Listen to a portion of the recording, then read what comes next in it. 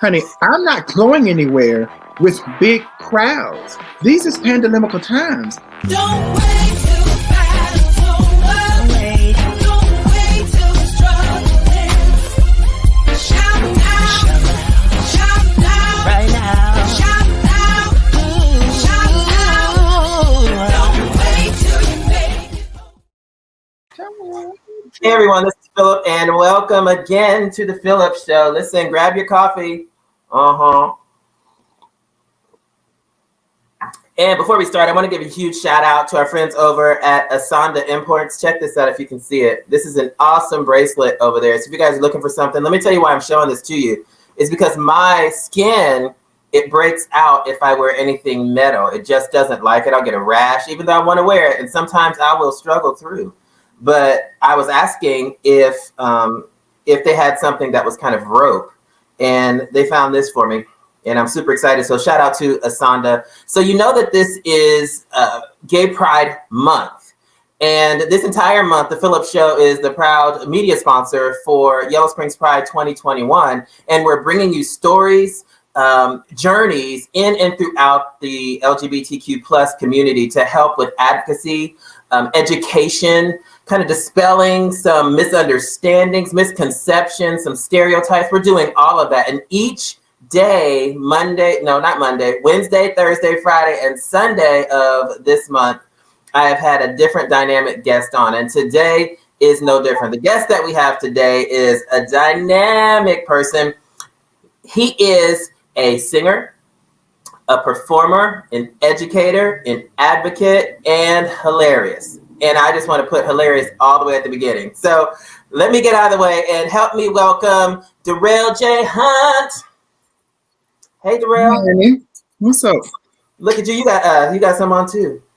You know, and I have reactions to some metals, but brass is like okay if it's something that doesn't stay in one place. So these move around, so I'm okay.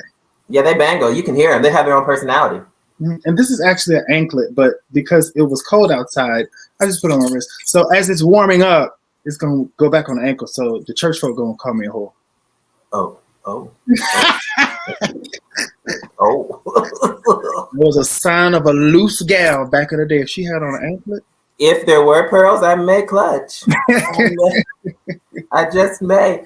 Darrell, you're so outspoken, and you're just hilarious, and you're an amazing individual. I want to get into, because you are passionate about a lot of different things. Education is pretty much very high, pretty high on the list. Yeah. But I want to get into, start talking about your journey, because it's so interesting how we start and seeing where we are. So as somebody in the community, how did you become so confident? Because you're very confident, very outspoken. So how did you gain that confidence?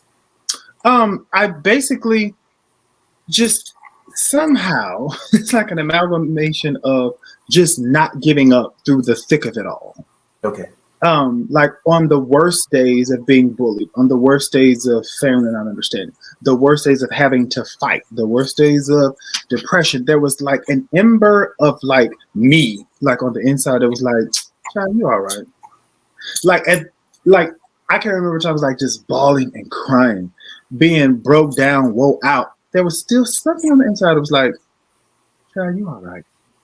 So I say there were a number of things that allowed me to get to a place of strength, but I think ultimately it was the people in my life that were a safe space for me, and they allowed me to be free, even if it was 2 hours on a Saturday.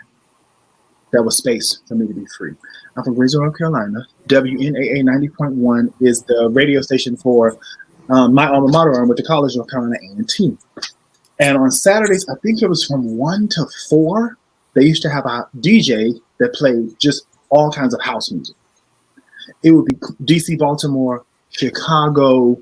It would be house, like the Miami house sound, like different parts of the nation. And this guy that I was dating, I call myself dating. Did he know? Neither of us knew. But we would get together and fumble around sometimes. And so fumble around. Okay. So he and his friends, and he was much older than me. I was 16, he was 26. He and his friends would listen to this the news station. I mean the radio station. And on Saturdays they'd be like, come over, they would cook, it'd be like a little brunch situation. And I remember that being a space where I could be myself. No one was telling me to edit the way I walked. No one was telling me to edit the pitch of my voice. No one cared about my mannerisms. So I was able to like get away and just be free. There were friends in high school that did not tease me or bully me. They were a safe space for me as I was walking the hallways being called all kinds of names and stuff. So I think ultimately it was the people that helped me like get away from like the trauma of not being who I was, the trauma of people's response to who I was. Right. So there was a response, because I want to be clear. You're saying that you were getting away and there was a safe space. So that also alludes to the fact that there was something to get away from, and there was a space that was not safe. Exactly. The majority of the spaces were not safe. I'm from Greensboro, North Carolina. That is the Bible Belt South. North Carolina was the 12th state to join this great nation. It was the 12th colony. We are the 12th stripe on the U.S. flag. So that means good old boys. That means the Klan. That means a lot of oppression. That means a lot of religion. And so that means if you wear bright clothes, if you're an artist, if you're a woman and you're a little too assertive, if you're an effeminate man, like there are so many rules and boxes you have to check being from certain areas. And smaller towns are often death, hell, and destruction for the LGBTQIA plus community. Being in New York, you hear somebody with a little Southern twang or a Midwestern accent, and you ask them where they're from, and many of us can kind of commiserate. Yeah, child, I don't know if I can go back. Not because you're ashamed of where you're from, but even when I go to Greensboro, North Carolina now, if my shorts is a little too short in the summertime and I got a little too much coconut oil, it's going to be a glance of, I mean, literally. Yeah. You know, so there were spaces that were terrible. There were spaces that were manageable, meaning I had to adjust. Right. Like even to this day, going to the barber shop. In many areas, like when I go back home, like, child, it's New York. They don't care what you got on as long as you can pay for the haircut. Now, in some areas, there are some issues. I did have to get up out of the barber chair one time in Brooklyn because this West Indian barber was calling people all kind of names as the Butch Queens was walking up and down the street. I said, no, sir, you're done. He said, no, I'm not finished. I said, yes, you are. I'm not about to pay you to spew this hate over top of my head as you cut my hair. Before I want to kind of stop you right there. I want to get a definition to a term that you just used. You said when the Butch Queens were walking past. What is a Butch Queen? A Butch Queen is a cisgendered gay male, like man, person who's okay with, what he was born with and assigned. And it ranges from extremely effeminate or actually butch. So the term Butch Queen, it was born out of the ballroom scene. Okay. When I was first introduced to that term, it was the early 2000s, and a friend of mine was in the House of Con, and I had never known what like ballroom was.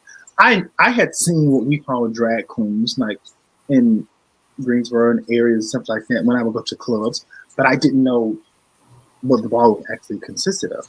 And when I came along, they were using the term Butch Queen for gay men, and for what we would now today call transgender women, they were using the term femme queen. That was in the ballroom. That was in the ballroom scene. So the term transgender came along after I had been introduced to femme queen. And back in those days, the term tranny actually was not a pejorative. It was not derogatory. That was just another word used for a femme queen, or what we would now today say is a transgender woman. Got you. Mm-hmm. Got you. Yeah, I think that kind of scope of understanding helps a lot of people when we're kind of listening. So you're in New York now. Yes. Mm-hmm.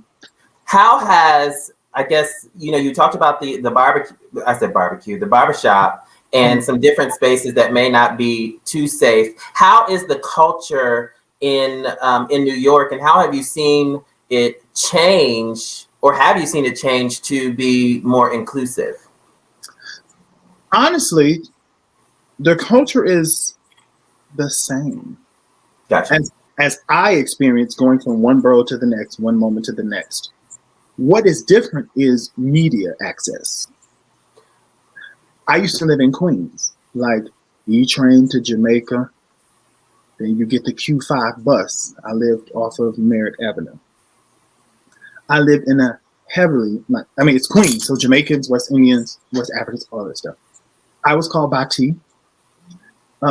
People would be preaching on the bus.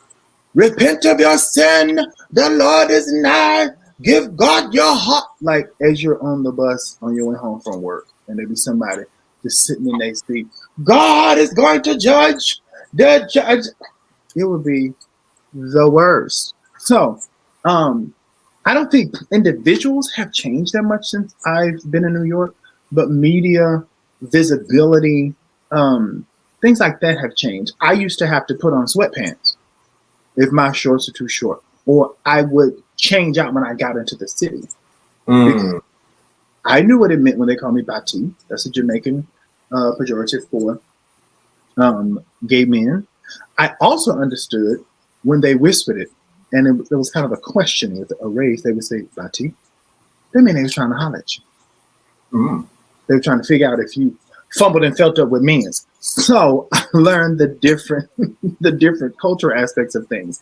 So yeah, I mean, I've been called faggot as people were driving by. I was in that when I was in Bay Ridge. It's happened when I've been in the Village before. So I always say the individual heart of the general person hasn't changed much from my lived experience, but the access to information is more readily available these days, I would say. I use the term butch clean, was it on Instagram or Facebook, in a post. And this man said, oh my gosh, whenever you use that, I just never really know what you're talking about. I don't know how to respond. I said, still? In 2021? Where you can type butch queen in the Google search bar and it will pull up volumes of stuff about our community? I told him, I said, well, honestly, you don't care to know what it means. I told him, I said, I trained my diction, I trained my articulators to very easily say LGBTQAR plus community. I said, because all of those letters represent human beings that deserve respect.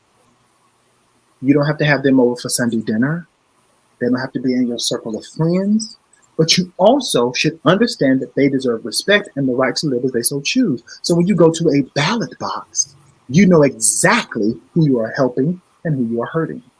So I said, at this point when we don't know stuff, like we literally cannot blame anyone but ourselves. Yeah, because we have the choice. It's at our fingertips. Yeah, if we can find stuff on Netflix, if we can find stuff on Hulu, if we can find music and fashion, if we can find restaurant reviews, if we can find anything that we need to know on this big old web. You ain't got to dial up. You ain't got to put no CD in the thing. You don't have to go to you ain't got to go through Dewey Decimal Card catalogs. Everything at your fingertips. So if you need to know something, it's there. And if you don't want to know something, like if you don't know something by now, you either don't particularly want to, or I found that even if people want to, they consider the work of learning something to be exhausting or just not worth it. Child, I ain't finna do all that. I've literally had people tell me, I'm not about to look up all that and read all that. And this is coming from other marginalized people. Yeah. People of color, women, poor people. Yeah. Now, when they ring your bell, you want people to empathize with you and protect you, but you can't do that across the board for other people.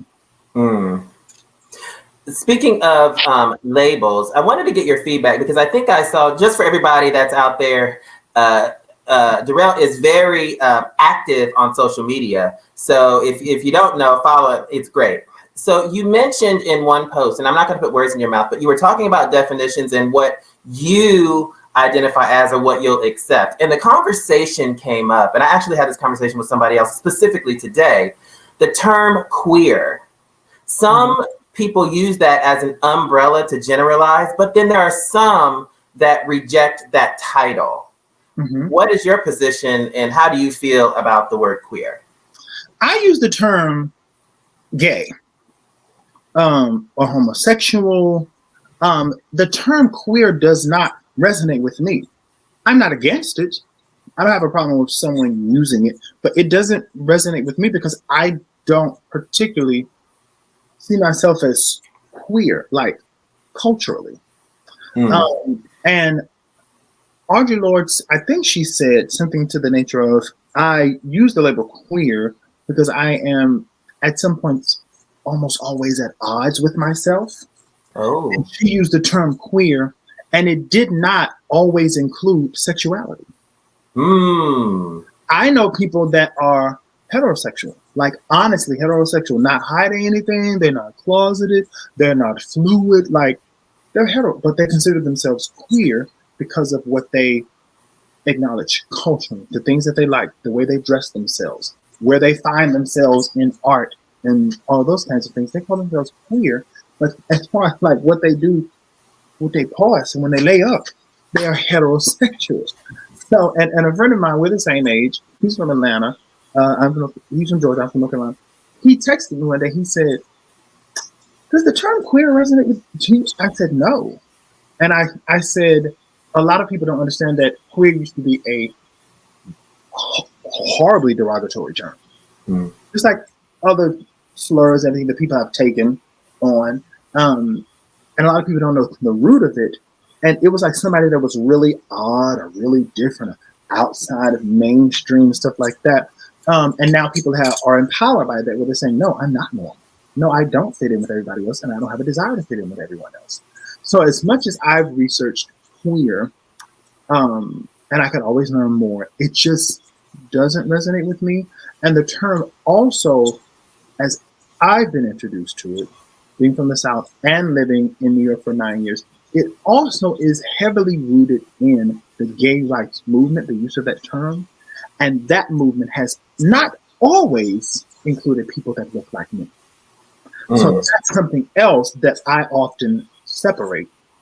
And I also don't like when people use the term queer, like as you said, as a complete umbrella of the LGBTQI plus community.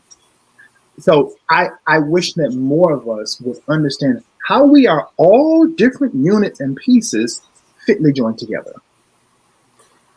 Sure. I just realized when you went through the letters that Q is in there, and it's not, in that particular perspective, it's not the umbrella. It's one letter among all of the other letters. And another woman asked me one time, she said, "So is the order important?" I said, "No, not for me." I said, phonetically, it's LGBTQ. It's phonetically, it just rings out better. It could be GBTLQI. That just sounds better. LGBTQIA plus. It's easier to pronounce. Like companies have slogans or companies have acronyms that they're catchy. You can remember it easier. But yeah, it's a part of it. But neither of them is the whole thing. Got you. That's really interesting. That's very, very, very interesting. So for you, outside of, a lot of times people think that, when somebody is gay or a part of the community, that's really the extent of them. What else are you passionate about outside of LGBTQIA plus advocacy? I really, really love educating people on like everything. Like I love learning everything. Okay. If I had the life years and the coins, I would just get degrees in everything. Like I want a master's in African American studies. I want an MFA in like creative writing. I want to do so many things, but I know that's not realistic. I love teaching my people first. It's a sad frog that won't, what is it? It's a sad frog that won't praise his own pond. I want everybody to do well, but I want my people. I'm going to give my Black energy to Black people. Now, I support everybody. I will be at your rally. I will be at your whatever. If you and your organization and your people work from a place of reciprocity, and I'm not going to go over here on Main Street and march and fight with y'all, and then y'all mouth closed when somebody on here on English Street is getting wore out too. I'm not going to do that. But I love education because no matter who you are, education, understanding history. I have a triptych of how to make it. 3 things: education, learn stuff that pertains to where you find yourself on a daily basis, like your country, your area, your city. Learning that stuff allows you to contextualize the things that are going on around you. Context and information allows you to make decisions and move forward. You figure out how to fight. You figure out how to make a difference. When I listen to people respond to the things that go on from one day to the next in this nation, I can literally listen and say, oh, they don't know this. Oh, they don't know that. Oh, nobody's ever told them this. And education is a privilege. Like higher level of education, having elders to teach you things and impart things, that's a complete privilege. I get that. But I want people to know and understand things, because when I listen to people who don't know things, and we all know and don't know what we know and don't know. Listen to people who don't know things, they get worn out. Where is the justice in America? Why are Black people being murdered by police? Well, you don't know how policing got started. That statement. And oh my gosh, why are they treating us like this? People within the LGBTQ plus community. Why are they treating us like this? I don't understand. Why do you not understand that 50 years ago, 60 years ago, you could be arrested for wearing, a man could be arrested for wearing a dress? Like, how do you not understand religion? You don't understand indoctrination and how that works and how that causes people to make value-based decisions on other human beings. So I'm really passionate about people learning and understanding who they are, where they come from, where they fit in certain things, and how to handle the way that they're treated based upon how they identify. People ask me all the time, do you see yourself as Black first, or you identify more heavily with your sexuality, this and the third? And I tell people, when I'm sitting in my home, I can be all that I am. All of these wonderful percentages balled up into one big old Darrell. But when I hit the front door, I have to be aware of how people are going to treat me.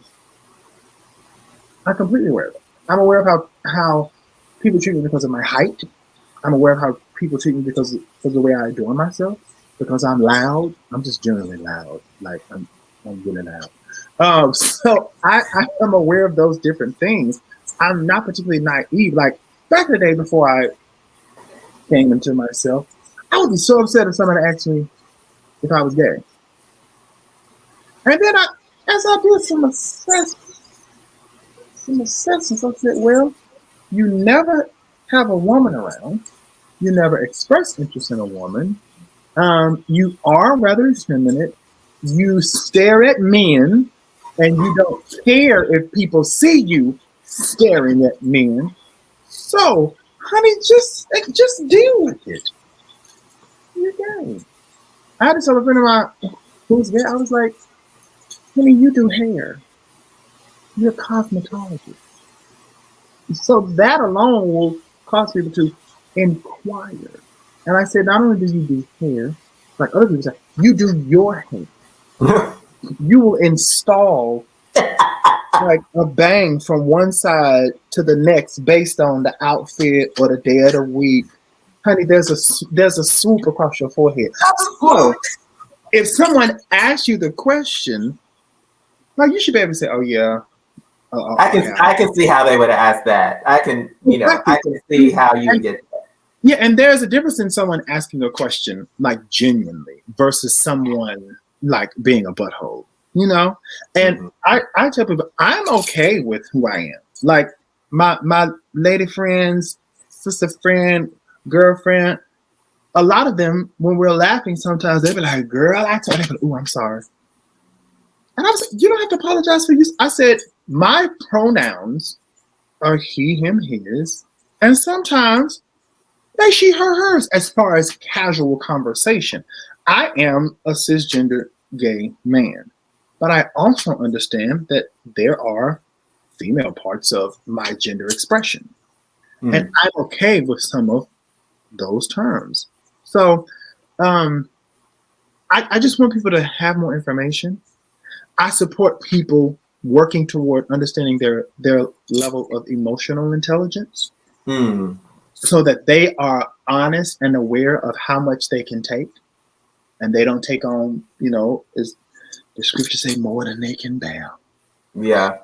For me, there's nothing worse than watching someone who doesn't think that they're exhausted or worn out, because in their mind, I can deal with it, I can take it, and they don't have a level where they say, no, this is too much. I don't have any more room on my plate. Because some of us are raised to make everybody feel good, to not have a yay or a nay, and I can do it, I can do it, yes, I can do it, I'm a good person. Child, when I turned 40 a year and a half ago, my mother said, "So what you gonna do now that you're 40? I said, "Nothing I don't want to do." Nope.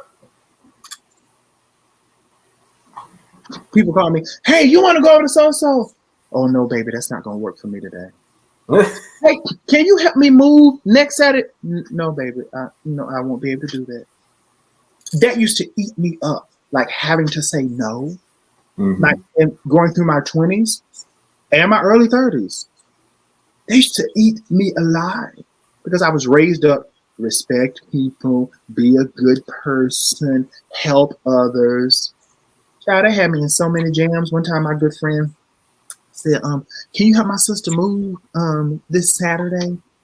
It's gonna be the four of us, me, you, her, and her boyfriend." And I was like, "Oh, okay, it's 4 people, like 2 men, 2 women, like share the."